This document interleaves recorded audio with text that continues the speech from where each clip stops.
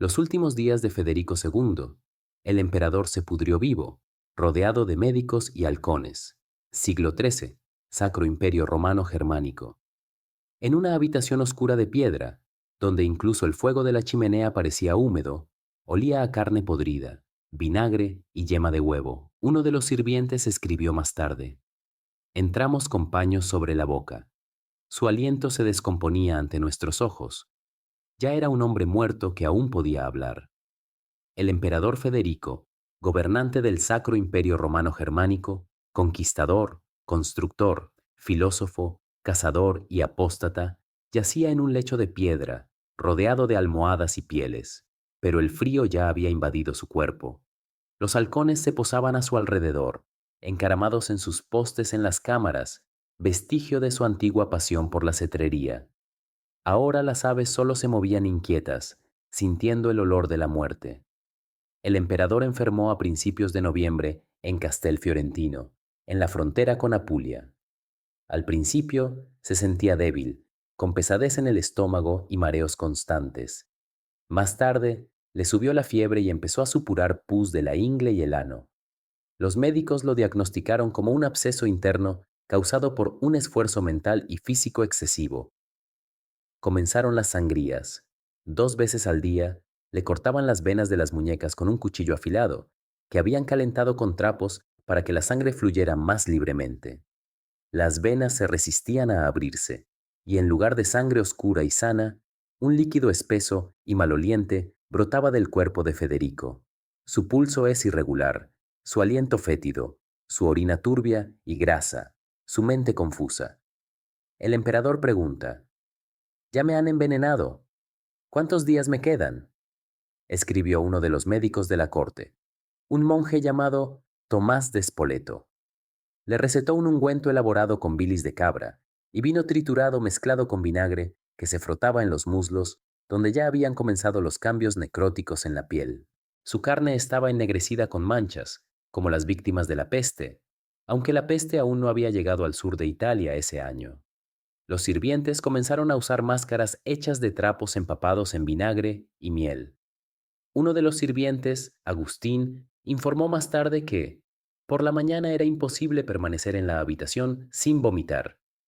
Ya no podía mantenerse en pie, pero llamó al alquimista, luego al halconero, y luego exigió libros sobre señales del cielo.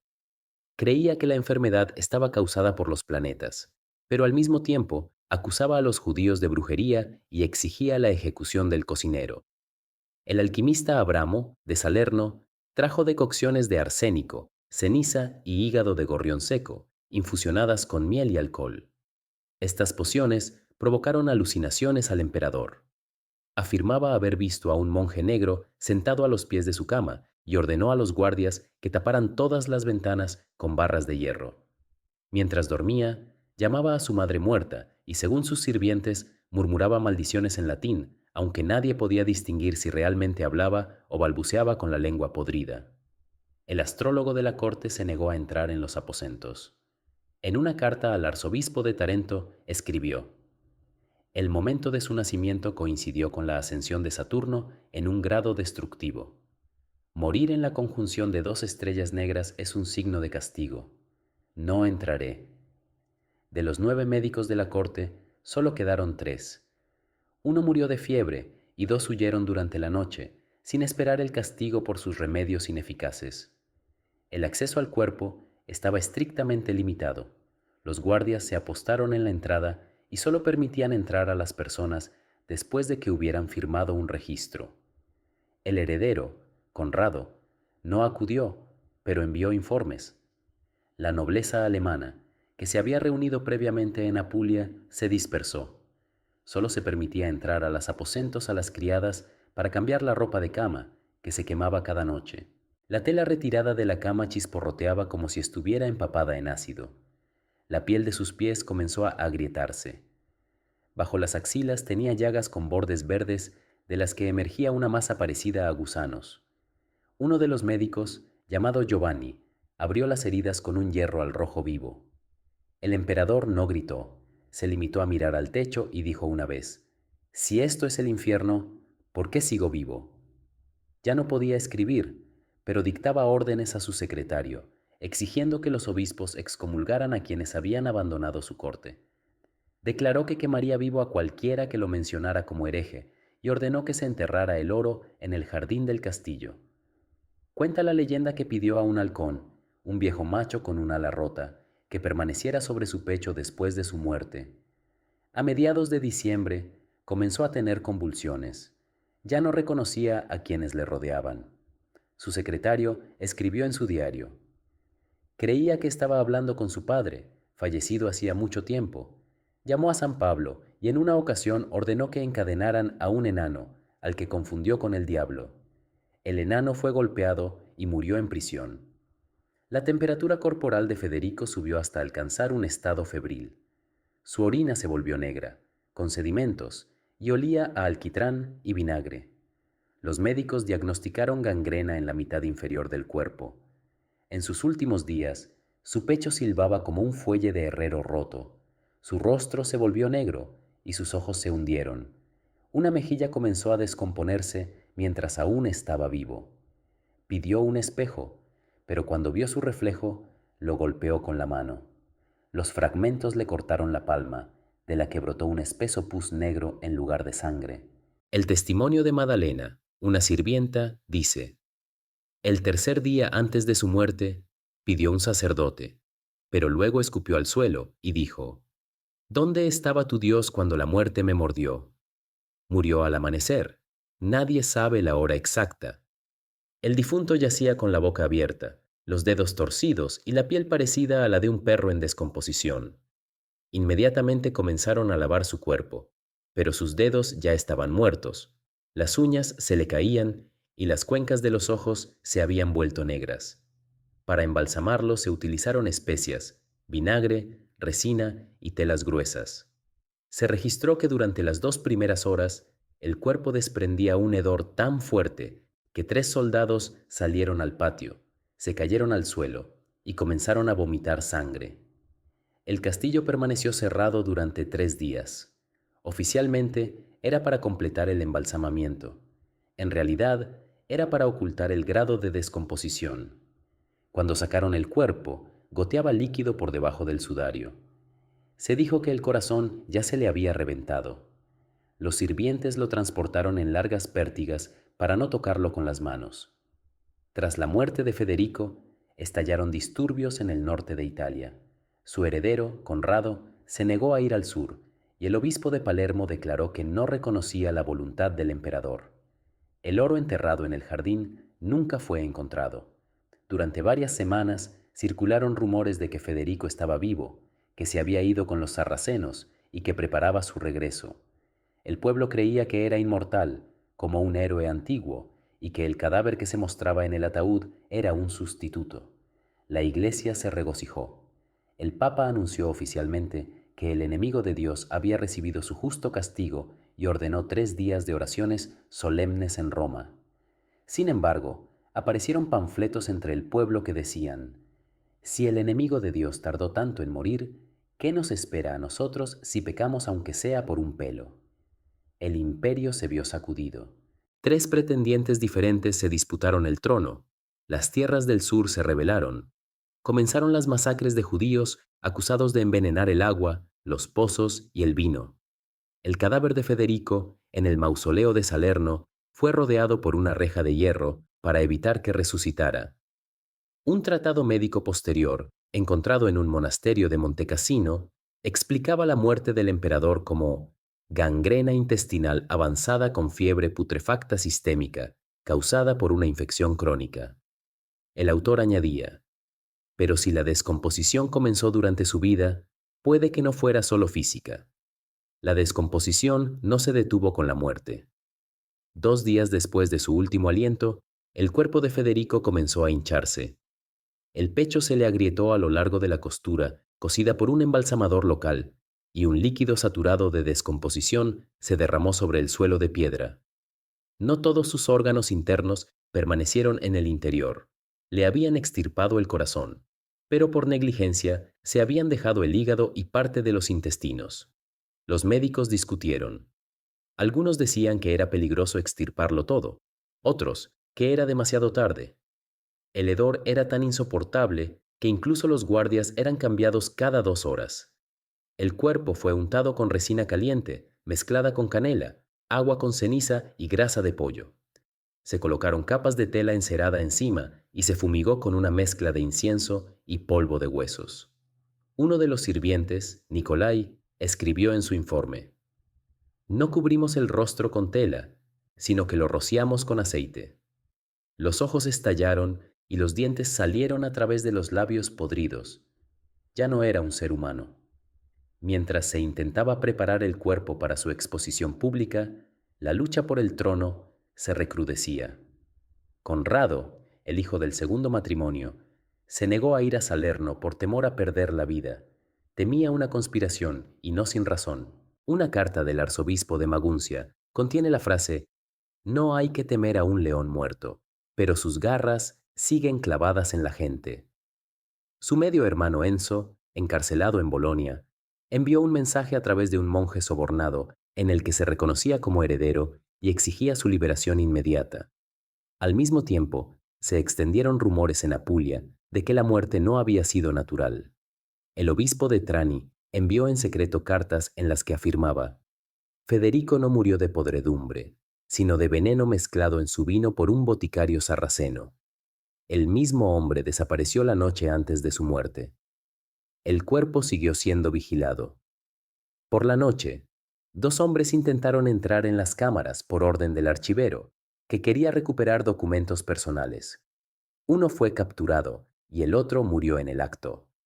Incluso muerto, el emperador seguía inspirando miedo, mientras el cuerpo en descomposición se mantenía bajo un velo de mentiras y resina. La maquinaria política se derrumbaba. Llegaron cartas de Alemania de príncipes que no querían reconocer ni a Conrado ni a los otros pretendientes. Uno de los nobles, Otto von Landsberg, escribió: "Federico estaba maldito, y la tierra que le dio a luz quedará sin heredero".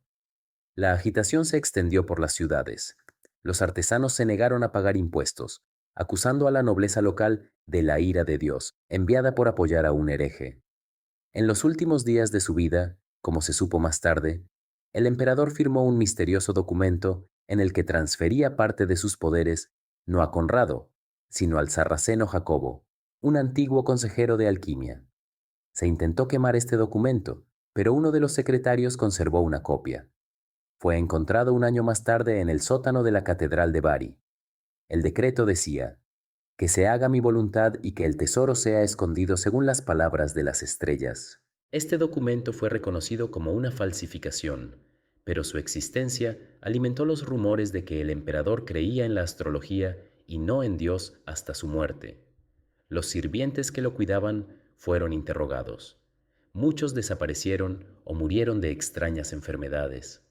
Solo uno, un viejo eunuco de Palermo, dijo lo que pensaba: "Murió como un hombre maldito. Su carne apestaba, su aliento sacudía las paredes, e incluso los pájaros huían de la torre donde yacía". El funeral tuvo lugar por la noche, con la asistencia de unas pocas personas. El ataúd era pesado, lleno de plomo y resina. De camino al mausoleo, se deslizó 2 veces del carro. Uno de los caballos se derrumbó y no se levantó. A la entrada de la tumba, el cuerpo se cayó. Nadie admitió si fue accidental o intencionado. Los sirvientes guardaban silencio. El sacerdote palideció. No hubo despedida. La gente no se acercó al ataúd, no arrojó flores, solo roció vinagre por el espacio. Mientras tanto, en los estados pontificios había una alegría desenfrenada. El Papa, que anteriormente había declarado hereje a Federico, envió cartas con la frase: "La plaga de la corona de hierro ha caído. Ahora podemos respirar". Pero el miedo permaneció. Durante las semanas siguientes, los monasterios de toda Italia informaron de casos de agotamiento masivo, rechazo a comer y autoflagelación. La gente temía que la muerte del emperador desencadenara una cadena de maldiciones. Las historias se extendieron por Alemania e Italia. Se decía que el emperador había resucitado y vagaba por los bosques con una túnica negra. En Nápoles, un monje afirmó haber visto un cuerpo encadenado caminando por las calles de noche, del que salía vapor.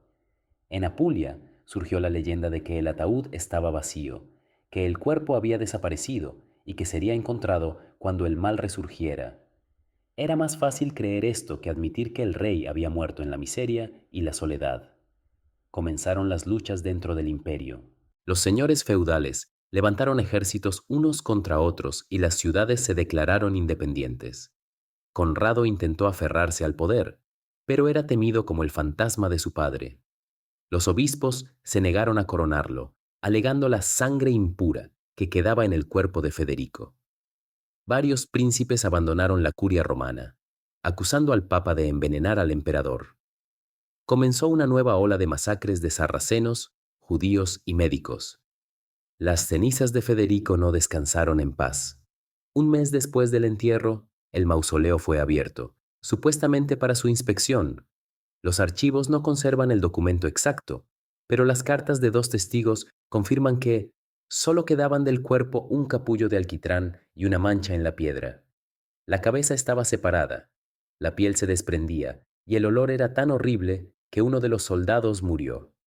Los restos fueron sellados de nuevo, encerrados y rodeados de cruces. Pero ya era demasiado tarde. La muerte del emperador no trajo el orden, sino la decadencia, no física, sino política. Su carne se pudrió, pero el miedo a él permaneció dentro de los muros. E incluso años más tarde, cuando un nuevo gobernante entró en ese mismo castillo, su cortesano, según la leyenda, se desmayó al ver una pluma negra que se había quedado accidentalmente en el trono. Era la pluma de un halcón que una vez se había posado a los pies del emperador moribundo. Continúo con la tercera parte de la historia, con el mismo estilo seco y documental. La narración sigue siendo coherente y revela nuevos detalles. Las secuelas de la muerte, los ecos del miedo, la decadencia religiosa y política, la lucha por el poder, el regreso de los rumores, la retirada del cadáver, nuevas víctimas y la aparición de seguidores del culto. Todo se entrelaza en la cronología como una crónica única e ininterrumpida. 3 meses después de la muerte del emperador, el olor en las habitaciones de Castel Fiorentino no había desaparecido.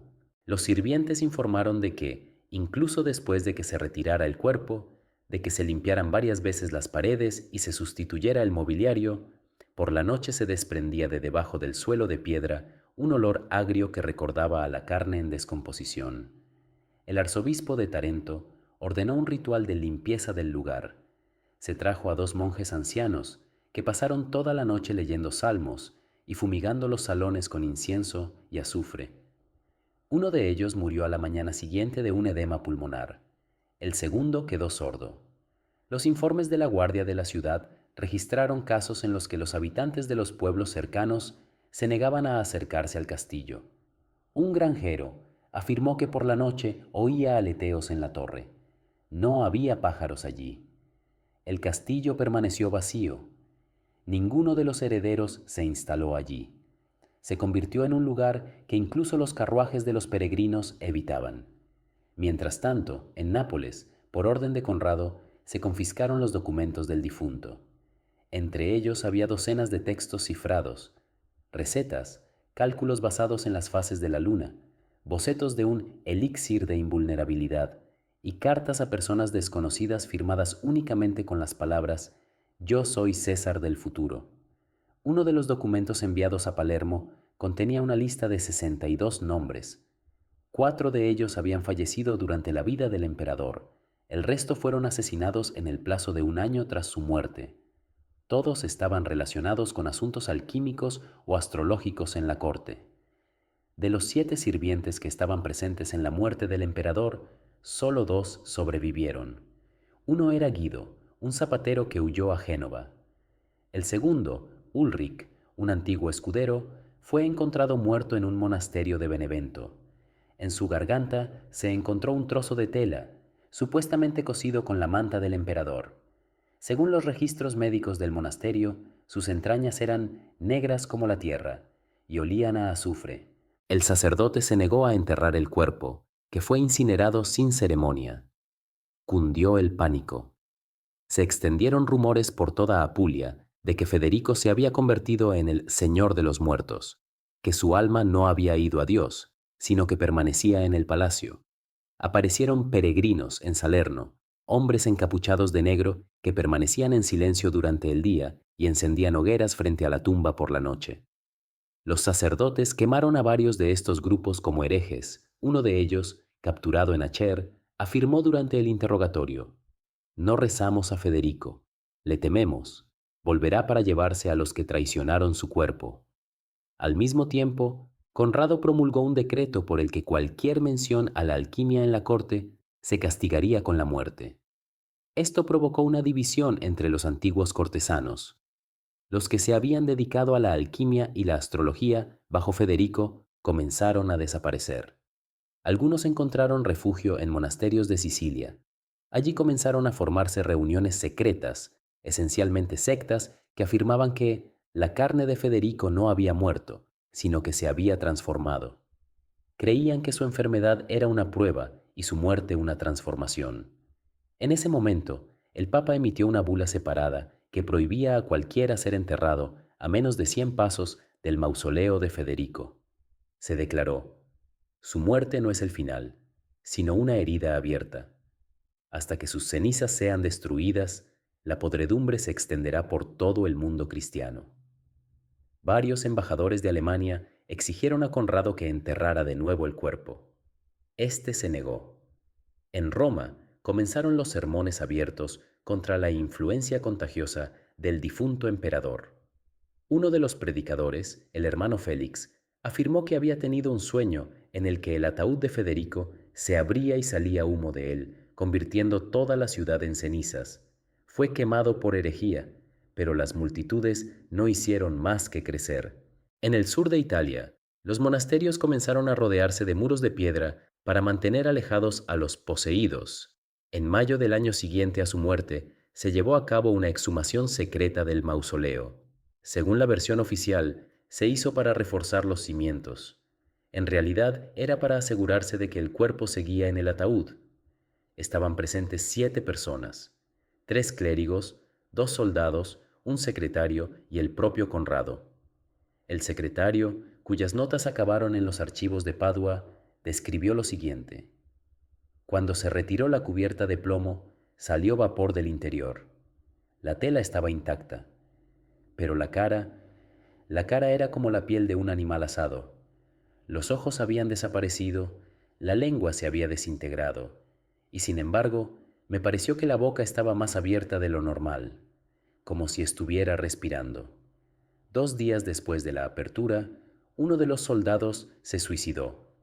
Otro murió de fiebre. Conrad sufrió un ataque epiléptico. Permaneció inconsciente durante 3 días. Cuando recuperó la conciencia, dictó un decreto para que la tumba fuera sellada para siempre, encerrada en hierro, y que las puertas fueran fumigadas diariamente con azufre. Pero los rumores no cesaron. Las cenizas del mausoleo comenzaron a venderse en los mercados como cura milagrosa para las enfermedades. La gente se las frotaba en la piel, las espolvoreaba en la comida y las ponía debajo de las almohadas. Varias personas desarrollaron úlceras. Uno de los comerciantes fue despedazado por una turba cuando un niño que había ingerido el polvo imperial murió en agonía.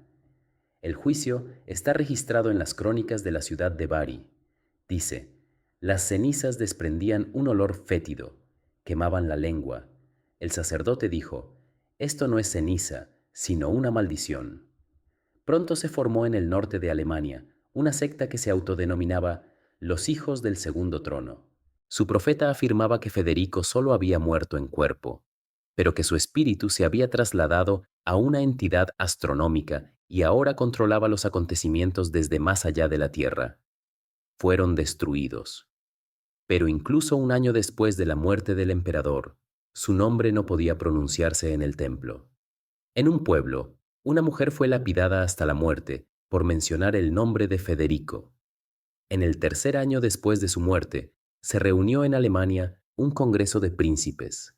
Se decidió revisar las fronteras imperiales. El nombre de Federico fue eliminado de los títulos oficiales. Se retiraron las monedas con su imagen. Se pintaron los escudos de armas. Todo esto fue acompañado por el miedo. Se creía que si la imagen permanecía, también lo haría la influencia. Incluso las personas cultas creían que el espíritu del difunto, que se había podrido durante su vida, podía habitar en un libro, una moneda o un sello. Uno de los pocos que se atrevió a decir la verdad fue el monje Ruprecht de Maguncia. Escribió: "El imperio se pudrió junto con su cuerpo, se convirtió en una sombra. Nos aferramos al miedo y ahora nos aferramos a las mentiras. Pero la podredumbre no desaparece por cerrar los ojos". Continúo con la cuarta y última parte de la historia. El final está estructurado para revelar las consecuencias definitivas de la muerte de Federico II. La decadencia política y religiosa, el miedo, los intentos de blanquear su imagen, las consecuencias para sus sucesores, la reacción del pueblo y de la Iglesia, y la destrucción de los cimientos de la sociedad. La historia terminará de forma clara e intransigente, sin largos epílogos, pero con una clara sensación de catástrofe histórica. 6 años después de la muerte de Federico, su mausoleo en Salerno comenzó a desmoronarse.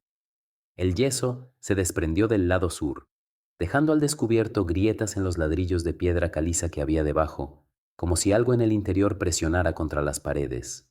Los monjes locales apelaron al obispado, pero no obtuvieron respuesta. Entonces, 3 de ellos, por iniciativa propia, intentaron rodear la tumba con nueva mampostería. Uno se cayó del andamio y se rompió el cuello. El segundo enfermó poco después y murió, y el tercero fue presa de la fiebre. A partir de entonces, se detuvieron las obras. Se creía que el mausoleo estaba protegido por la abominación que había dejado el difunto. Conrad, el único heredero que quedaba, ya había renunciado a parte de su poder. Sus cartas se hicieron cada vez más escasas y sus órdenes cada vez más vagas. La crónica del monasterio de Nuremberg señala: "El rey escribe, pero no habla. Ha ordenado silencio sobre la muerte de su padre. Parece temer las palabras como si fueran una espada". Posteriormente, el propio Conrado enfermó. Comenzó a sufrir dolores de estómago y úlceras en la boca, y se despertaba llorando por las noches. El sacerdote que lo atendía dijo que este es el legado de un trono impuro, transmitido a través de la sangre y el silencio. Los antiguos consejeros de Federico desaparecieron o fueron ejecutados. Los que quedaron ingresaron en monasterios o huyeron a los Alpes. El alquimista Abramo, a quien el propio emperador llamaba el guardián de la sal del alma, fue encontrado muerto en una cueva cerca de Salerno. Tenía el rostro desfigurado y la lengua arrancada. Se supuso que se trataba de una venganza de fanáticos o de la antigua nobleza. Según los testigos, en la pared estaban escritas las siguientes palabras: "Él sabía que el cuerpo no estaba muerto". Al recibir la noticia definitiva de la destrucción del mausoleo, el Papa ordenó que se demolieran los restos. Sin embargo, un grupo de peregrinos del norte de Francia afirmó que había un pozo gris en el lugar de la tumba, donde era imposible respirar. 3 personas murieron asfixiadas. El resto huyó. Después de eso, por orden papal, el lugar fue vallado con una cadena de hierro y abandonado durante siglos como tierra muerta. Durante mucho tiempo, el mapa del Vaticano marcó este lugar como un punto perdido. Los disturbios continuaron en las ciudades. La gente se negaba a comulgar en las iglesias si se mencionaba a Federico. Su nombre era motivo de terror. En una de las escuelas de Bolonia, los profesores golpearon a un alumno por dibujar en la pared a un hombre con una corona y las cuencas de los ojos vacías. El miedo se convirtió en un ritual. La gente fumigaba sus casas en el aniversario de su muerte. Las madres prohibían a sus hijos ponerles su nombre. Los datos de archivo muestran que 8 años después de su muerte, el número de suicidios entre el clero inferior en Italia y Alemania había aumentado considerablemente. Esto se explicaba por los disturbios causados por la decadencia de la autoridad legítima. En algunas parroquias, la gente comenzó a perder la fe en los sacramentos. Uno de los sacerdotes del pueblo quemó el evangelio delante de sus feligreses, gritando: "Si el maldito se pudrió bajo la cruz, entonces la cruz no salva". Más tarde fue condenado a muerte en la hoguera, pero para entonces ya había muerto envenenado por su propia sangre. La influencia del emperador desapareció finalmente una década más tarde. Su nombre fue eliminado de los documentos eclesiásticos, las crónicas e incluso las inscripciones de las monedas. Se sustituyeron los símbolos heráldicos y ningún monarca posterior se atrevió a adoptar sus títulos completos. Ya no era el emperador del Sacro Imperio Romano Germánico, sino que se convirtió en un símbolo de lo que debía evitarse: la superstición, el orgullo, la apostasía y la obsesión por la inmortalidad. Según los investigadores modernos, su cuerpo probablemente se convirtió en polvo hace mucho tiempo, pero su lugar de enterramiento aún no es reconocido como sagrado. Los turistas no van allí, los residentes evitan la zona. Hasta el día de hoy, en algunas partes del sur de Italia, existe una superstición popular. Si te duele el corazón, no vayas a la tumba del viejo emperador. Dejará de dolerte. Federico II murió físicamente, pero su muerte no fue el fin de la vida, sino el comienzo del temor a que el cuerpo no sea el templo del alma, sino su trampa. Fue un símbolo del poder intelectual, la autoridad ilustrada y la mano firme, pero falleció rodeado de halcones, harapos, llagas y el olor de la carne muerta. Así pereció el hombre que quería convertirse en el nuevo César, pero se convirtió en un cadáver en descomposición que consumió su propio imperio. El imperio ya no era sagrado. Roma ya no estaba unida. La gente ya no creía en el poder ni en los milagros. Tras la muerte del emperador, cuya carne murió antes que su alma, amaneció una nueva era. Una era en la que la muerte ya no significaba silencio, sino solo una voz putrefacta que no podía ser silenciada.